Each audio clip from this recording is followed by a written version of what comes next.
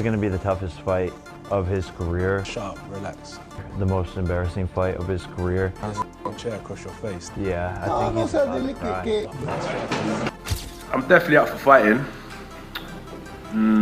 There's a lot of names in the division, for sure. But at the same time, look at what this creates as well.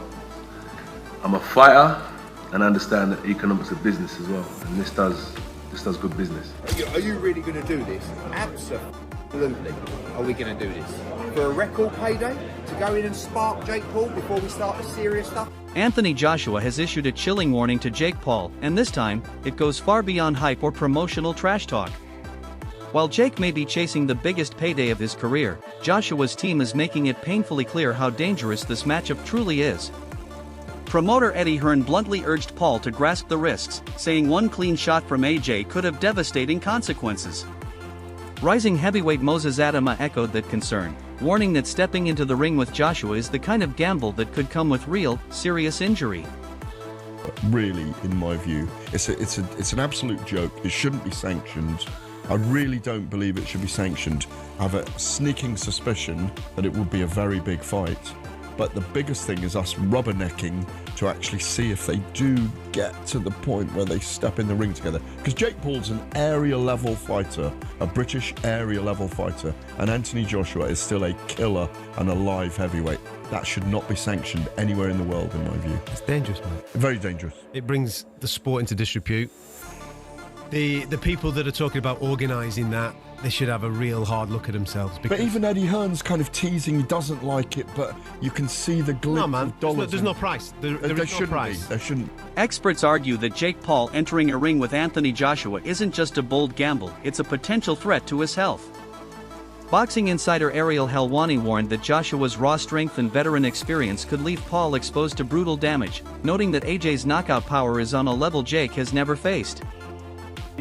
Didn't come to win, so he's not in his prime, is he? He's literally at the end of his career, pretty much finished, and this is why taking this fight with you is telling you all you need to know. It's a cash out. He might as well just cream as much money as he can at the end of his career, fighting an absolute joke show in clown world. When I beat Anthony Joshua, he says, every doubt disappears. Come on. I mean, if this is a straight up AJ versus Jake Paul, then we all know what should happen. This is a one-round job because AJ, even though he's past his best, even though he's seen better days, he throws a nice 1-2 down the middle. He's got a nice bit of distance, and fake Paul can't fight. He just can't. I don't care what anybody tells me. He can't fucking fight. He lost to Tommy Fury for crying out loud. He can't jump in with Anthony Joshua now and expect to get a result. So, like, nothing's gonna no doubt. Moses didn't sugarcoat anything.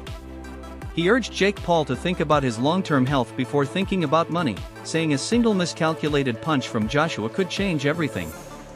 Former world champion Amir Khan went even further, bluntly stating that AJ could seriously injure Paul. We're talking potential brain damage. I'm not disagreeing with you. I'm just saying. Come on, bro, you're fighting like one of the best heavyweight fighters in the world against a YouTuber. Like, come on, like, respect the sport of boxing. And if AJ has to go in there and show these influencers that, listen, you can't fuck about with boxing. You know what I mean? Someone's gonna get hurt badly, and this could be one of the first fights where a fighter gets hurt badly, because if you look at the size difference and the power difference, I mean, bro, there could be brain damages going on there. AJ could hurt him badly, you know. When you look at Francis Ngannou, who's one of the most fearsome combat stars there is. I know it's MMA, but we saw what AJ did to Ngannou, so. And that's why you don't look. You can't be surprised if AJ's going to do the same to. What's it called again? For Anthony Joshua, this fight isn't just about cashing in. His legacy is under intense pressure. Boxing analyst Johnny Nelson believes Joshua is in a no-win situation. If he struggles for even a moment against Jake Paul, critics will say he's no longer an elite boxer, just another businessman cashing out. Over this, but again, it's money talk. So I think AJ will struggle because it's an no-win situation. If he goes in there and Jake Paul lasts the distance, what does he tell you about AJ? Apart from he's just earned an extra 15 million quid. If he goes there and struggles with Jake Paul, then what to say about AJ? Your heydays are well and truly over. If he goes in there and knocks him out, then he'll say that's to be expected. So the glory, there's probably not much glory in it, apart from the haters of Jake Paul saying, right, I've got rid of this kid. I think it's very brave of Jake Paul. So now the problem child has got to believe this fight's actually happening. So now you've got our attention. So now you've got to back up the boast. It's not about, you're not playing tiddlywink. This is the only game you can't play. You can play football, golf. Nelson also delivered a pointed take on Jake Paul's standing in the sport. He praised Paul as a brilliant marketer but dismissed the idea that he's a world-class fighter. In Nelson's eyes, Jake is a solid domestic-level boxer earning world champion paychecks without ever climbing the traditional ranks. He didn't grow up in the gyms, didn't grind through the amateur circuit, he built fame online first. Though Paul has successfully monetized boxing, Nelson remains unconvinced he belongs among elite, high-skilled competitors. 35 years of age. It's crazy what I'm about to ask you, but can Jake Paul really beat Anthony Joshua? All right, listen, I give all credit. Everyone knows not to get mad at me that I gave too much credit to Paul. Why? He's done a hell of a job to put himself in this position. He sold himself. He sold his dream. He took his dream. He took his idea. And he put it out there, and he made it happen. Give him credit for that. And he made it happen. And he took risk along the way. Yeah, he picked his spots. He's in the driver's seat. He gets to pick his spots. He's the one bringing the money. He's the one promoting. Yeah, he's the name. He made himself that, coming from where he came from, with all his followers and the whole thing, and just, you know, just the uniqueness of what he was doing. But he has learned along the way. He's not a top guy yet. No, I know that he ever will be. He didn't have that amateur background and the things that you usually need to be a top guy.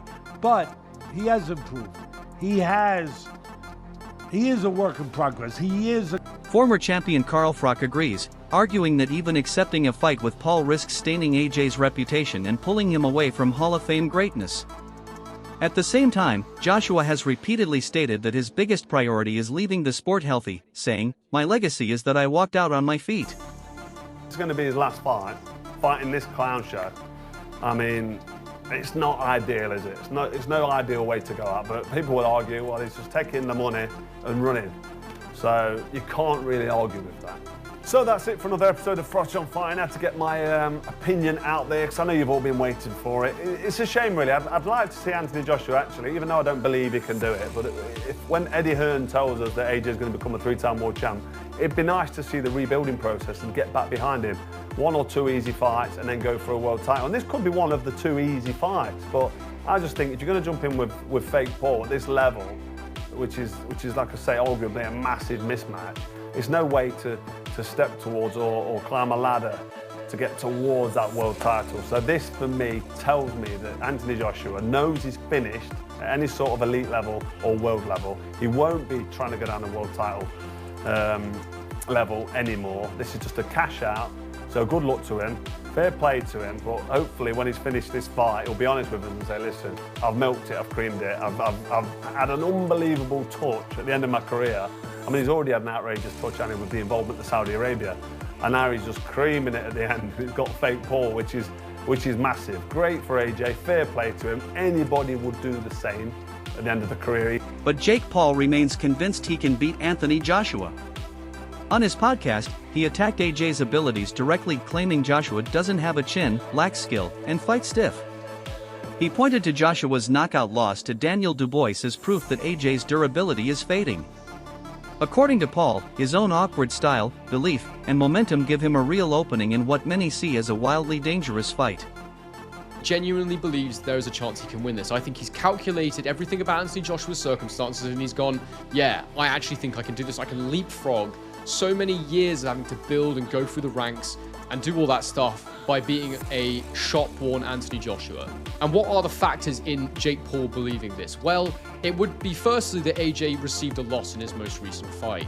Anthony Joshua's not been in the ring since September 2024, so over a year by the time him and Jake Paul get in the ring together. It will have been around 15 months. It was the manner of Joshua's loss where he looked terrible. He looked like a fighter that was well past his best. His timing wasn't there. He even looked a little bit chinny, dare I say. I mean, I still think he's got a good chin. The shot he took from Dubois was absolutely massive and would have knocked down many heavyweights.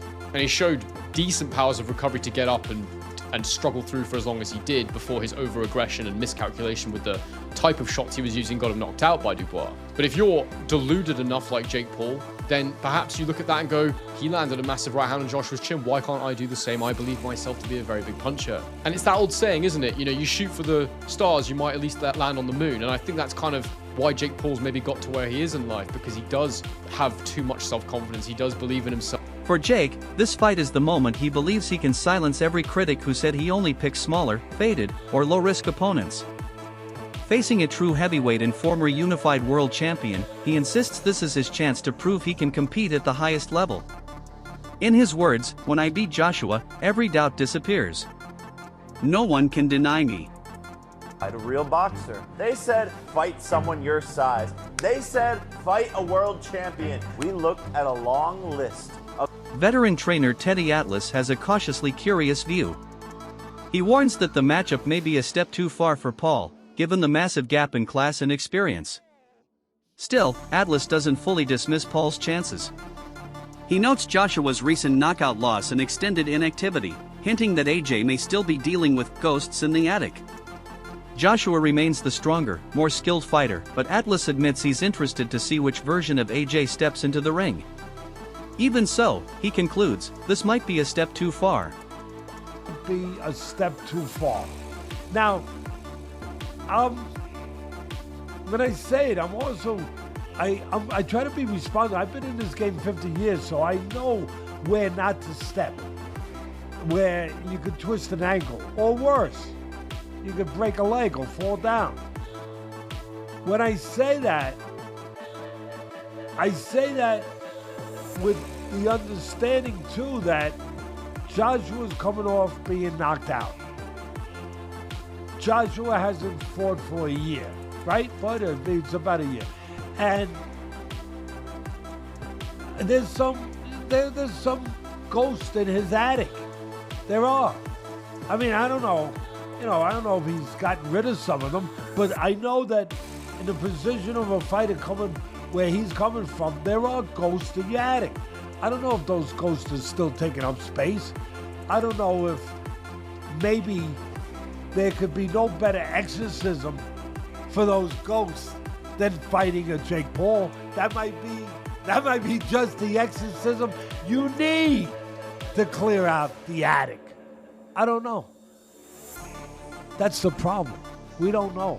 That's the mystery part of this. That's what makes it so, it makes it two things at once. Intriguing and... Atlas also made it clear that Jake Paul will never be a top-tier fighter. He respects Paul's work ethic, his hustle, and his understanding of promotion, calling him a work in progress, but says he doesn't see Paul ever reaching world-class status. Paul has carved out a smart lane as a promoter-boxer hybrid, but when it comes to elite-level competition, Atlas believes Jake simply can't beat the real killers of the sport. That does it for this week's recaps and previews. I want to throw one more thing at you, and that's the news. It's been out there for about a month or so, and it's picking up more steam. Jake Paul, Anthony Joshua.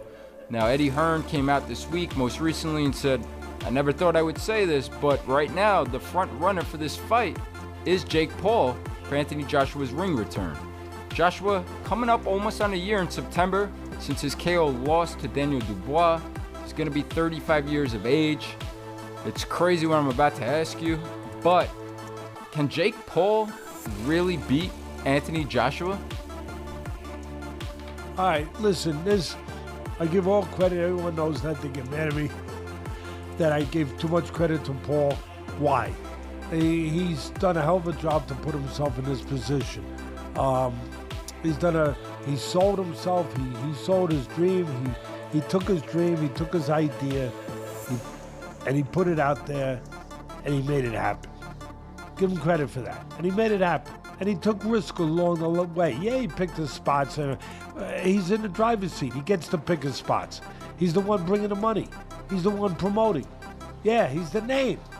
He made himself that, coming from where he came from, with all his followers and the whole thing, and just, you know, just the uniqueness of what he was doing.